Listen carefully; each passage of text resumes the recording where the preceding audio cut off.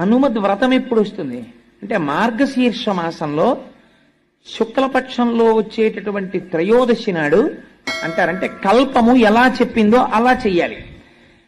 దానికి ఒక పద్ధతిని ఋషులు నిర్ణయించి పెట్టారనమాట. అంటే మీకు అది ఖచ్చితంగా ఫలితాన్ని ఇచ్చేస్తుంది. హనుమద్ వ్రతమునకు కూడా వ్రతము ఎక్కడ చెయ్యాలి అన్నారు. అసలు యథార్థమునకు హనుమద్ వ్రతం ఎక్కడ చెయ్యాలో తెలుసా అండి? పంపా నదీ తీరమునందు కూర్చుని మాత్రమే హనుమద్ వ్రతమును చెయ్యాలి. మరి ఏమండి ఆ రోజున హనుమద్ వ్రతానికి మార్గశీర్ష మాసంలో శుద్ధ త్రయోదశి నాడు మేమందరం పంపానదీ తీరానికి వెళ్ళిపోయి చెయ్యమా వ్రతం అంటే శాస్త్రము దానికి ఒక మినహాయింపు ఇచ్చింది.